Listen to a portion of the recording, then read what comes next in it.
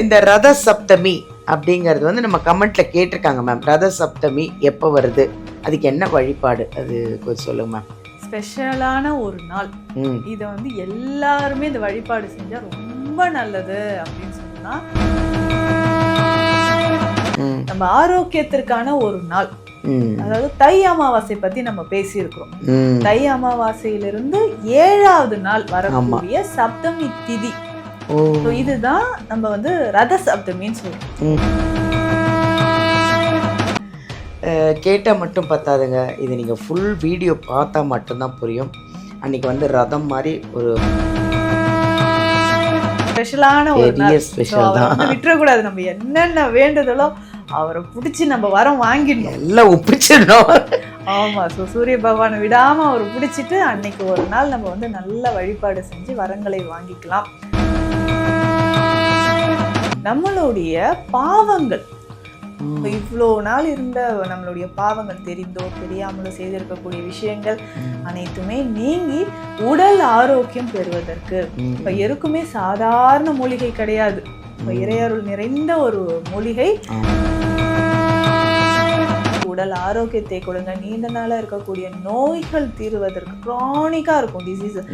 ஐயோ எங்கெங்கயோ போயிட்டோம் மேம், 10 வருஷமா இந்த நோயில் அவதிப்படுறேன். இந்த ரொமட்டாய்டு ஆர்த்ரைட்டிஸ்லாம் சொல்லுவாங்க, மூட்டு வீக்கம், ரொம்ப கஷ்டப்படுவாங்க. சொரியாசிஸ் மாதிரி கண்டிஷனுக்கு, கிரானிக்கா இருக்கக்கூடிய கிட்னி ஃபெயிலியர் ப்ராப்ளம், இந்த மாதிரி எந்த உடல் நல பிரச்சனையாக இருந்தாலும் அன்னைக்கு இந்த வழிபாட்டு முறையை தவறாமல் நம்ம ஃபாலோ பண்ணுறது சூரிய பகவானோட அருள் நமக்கு முழுவதுமாக கிடைக்கும்.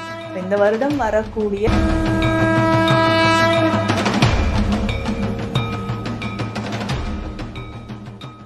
ஹாய், எல்லாருக்கும் வணக்கம். This is Balambika.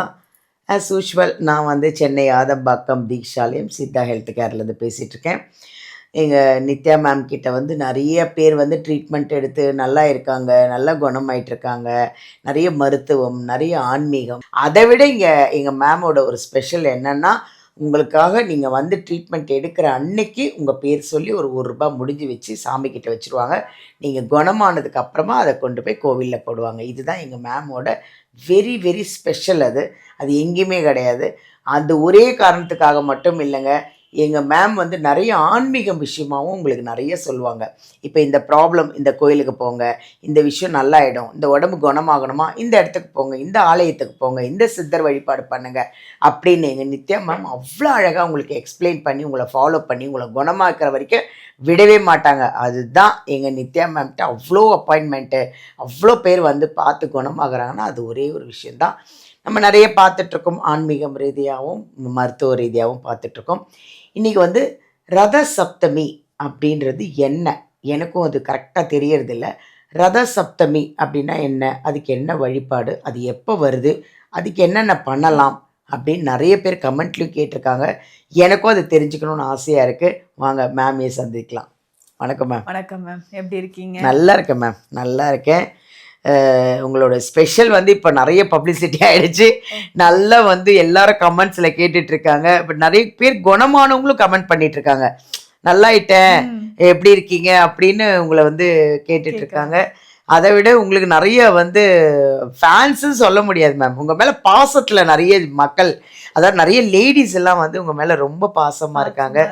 ஏன் காரணம் என்ன, ஒரே விஷயம் என்னென்னா, நீங்கள் ஆன்மீகமும் சேர்த்து சொல்கிறீங்க. அது வந்து லேடிஸ்க்கெல்லாம் ரொம்ப பிடிக்கும் மேம். ஏன்னா நிறைய பேருக்கு எந்த வழிபாடு பண்ணணும், எந்த சித்தரை பார்க்கணும், எந்த கோயிலுக்கு போகணும், இந்த வியாதி இருந்தால் இந்த கோயிலுக்கு போகணும் நீங்கள் ஒண்டி தான் சொல்கிறீங்க, அது வேறு யாரும் சொல்கிறதில்ல. அதனால தான் மேம் உங்களை தேடி தேடி வந்துட்டுருக்காங்க. உங்கள் மேலே நிறைய பேர் பாசமாக இருக்காங்க. Thank you ma'am. முதல்ல எல்லாரோட பிளெஸ்ஸிங்ஸ் உங்களுக்கு நிறைய கிடைக்கணும். கடவுளோட ஆசீர்வாதத்தில் நீங்கள் நல்லா ஆரோக்கியமாக சந்தோஷமாக இருந்தால் தான் நாங்கள் நல்லா இருப்போம். தேங்க்யூ.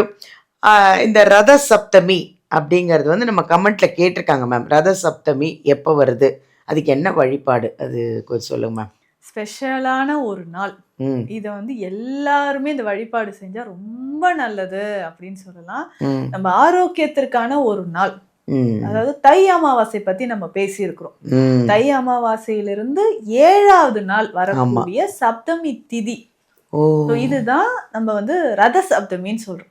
ஒரு மாதமும் சப்தமி திதி வருது. இது ஸ்பெஷல். தை மாதம் வரக்கூடிய அமாவாசையிலிருந்து 7வது நாள். ஸோ ரதம் அப்படின்னு சொன்னா சூரிய பகவானுக்கான குதிரைகள் இருக்கக்கூடிய ரதத்தில் தானே சூரிய பகவான் இருப்பாரு. தன்னுடைய ரதத்தை வடக்கு பக்கமாக திருப்பாரு. வசந்த காலம் வரக்கூடிய ஒரு டைம், இது வந்து உத்தராயணம் தட்சிணாயணம் சொல்றாங்க இல்லையா, அப்போ இது வடக்கு பக்கமாக திருப்பக்கூடிய அன்றைய தினம் தான் நம்ம வந்து ரத சப்தமி அப்படின்னு சொல்றோம். சூரிய பகவானுக்கான வழிபாடு நம்ம எப்படி செய்ய போறோம்? காலை சூரிய உதயத்திற்கு முன்னால் ஒரு 6 மணிக்குள்ள அந்த வழிபாடு பூஜையை நம்ம முடிச்சிடணும். ஸோ அதுக்கு முன்னாடி நல்ல ஒரு குளியல், ஸோ எருக்கு இலை குளியல் அப்படின்னு சொல்றது வழிபாட்டு முறையில ஒரு முக்கியமான ஒன்று. ஸோ ஒவ்வொருத்தருக்குமே 7 எருக்கு இலைகள் தேவைப்படுது. ஸோ 7 குதிரைகளை அது வந்து குறிக்குது அப்படின்னு சொல்றாங்க. ஸோ இப்போ வீட்டில் வந்து 4 பேர் இருக்காங்கன்னா 4 பேருக்குமே தனித்தனியாக 7 எருக்கு இலைகளை நம்ம எடுத்துக்கணும். ஸோ முதல்ல பாதத்துக்கு மேலே 2, தொடைக்கு மேலே 2, தோள்பட்டையில் 2, தலையில உச்சந்தலையில ஒரு எருக்கு இலை வைத்து நம்ம குளியல் எடுத்துக்கணும். அட்சதை, ஸோ பெண்களாக இருக்கும் பொழுது அந்த அரிசி மஞ்சள் கலந்த அக்ஷதையை வந்து எருக்கு இலைக்கு மேலே தலையில் வச்சு அப்படியே நம்ம குளியல் முறையை எடுத்துக்கலாம். குழந்தைகளுக்கும் இதை எடுத்துக்கலாம். ஸோ ஆண்களுக்கு வெறும் அட்சதையை மட்டும் வைக்கலாம், மஞ்சள் கலக்காமல் வெறும் அட்சதையை வந்து தலையில் வச்சுட்டு நம்ம குளியல் முறையை எடுத்துடணும். இது எதற்காக இந்த எருக்கு இலை குளியல்னா, நம்மளுடைய பாவங்கள், இவ்வளோ நாள் இருந்த நம்மளுடைய பாவங்கள், தெரிந்தோ தெரியாமலோ செய்திருக்கக்கூடிய விஷயங்கள் அனைத்துமே நீங்கி உடல் ஆரோக்கியம் பெறுவதற்கு. இப்ப எருக்குமே சாதாரண மூலிகை கிடையாது, இறையருள் நிறைந்த ஒரு மூலிகை.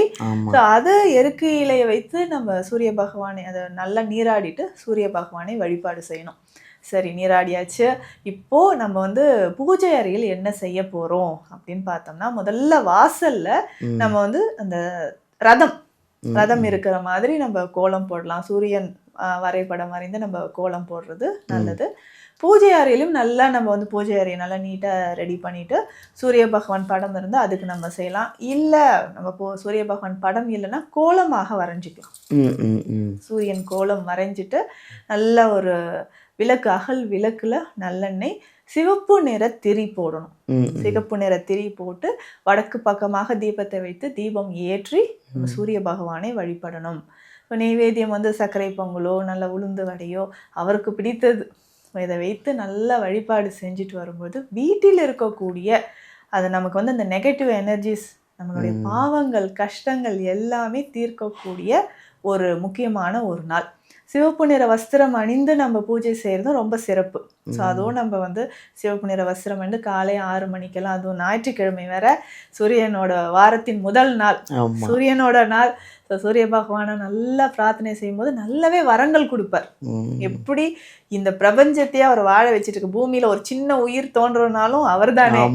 ஸோ அதனால நம்ம வந்து அவரை நல்லா கெட்டியா பிடிச்சிடணும், அன்னைக்கு விடக்கூடாது.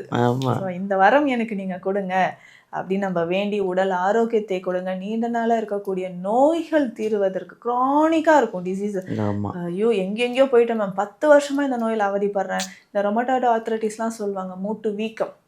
ஸோ ரொம்ப கஷ்டப்படுவாங்க. சொரியாசிஸ் மாதிரி கண்டிஷனுக்கு, க்ரானிக்காக இருக்கக்கூடிய கிட்னி ஃபெயிலியர் ப்ராப்ளம், எந்த மாதிரி எந்த உடல் நல பிரச்சனையாக இருந்தாலும் அன்னைக்கு இந்த வழிபாட்டு முறையை தவறாமல் நம்ம ஃபாலோ பண்ணுறது சூரிய பகவானோட அருள் நமக்கு முழுவதுமாக கிடைக்கும்.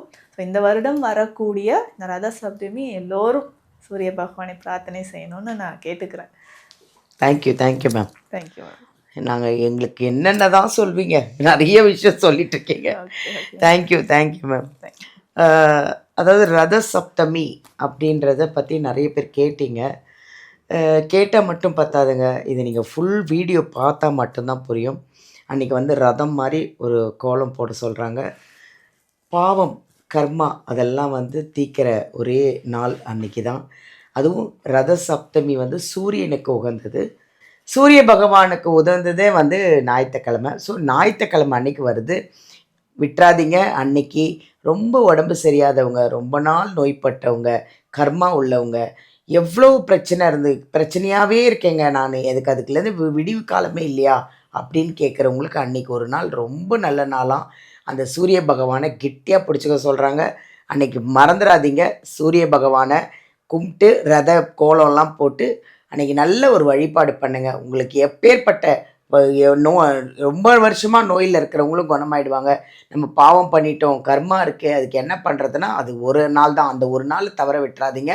ரத சப்தமியை மறந்துடாதீங்க. ஓகேவா? ஆரோக்கியமாக இருங்க. யாருக்கு என்ன அப்பாயின்மெண்ட் வேணும்னாலும் எங்கள் வீடியோவிலே நம்பர் வரும். நம்பர் எடுத்து இங்கே நித்யா மேம்கிட்ட நேர்லேயே வந்து அப்பாயின்மெண்ட் வாங்கி வந்து செக் பண்ணிவிட்டு, அது மட்டும் இல்லைங்க, அவங்க உங்களை சும்மாலாம் இல்லை, உங்களுக்காக ₹1 காயின் வேறு முடித்து வச்சு உங்களை குணமாக்குற வரைக்கும் உங்களை ஃபாலோ பண்ணிகிட்டே தான் இருப்பாங்க. உங்களை சரியாக்குற வரைக்கும் அவங்க அதே இதில் தான் இருப்பாங்க எங்கள் மேம்கிட்ட வந்தவங்க எல்லாருமே வந்து நல்லா இருக்கேங்க, ஆரோக்கியமாக இருக்கேன், நித்யா மேமை பார்த்தேன், சந்தோஷமாக இருக்கேன் அப்படின்னு சொல்கிறது மட்டும்தான் அவங்களுக்கு வேணும். அதனால் எல்லோரும் ஆரோக்கியமாக இருங்க, சந்தோஷமாக இருங்க. தேங்க்யூ.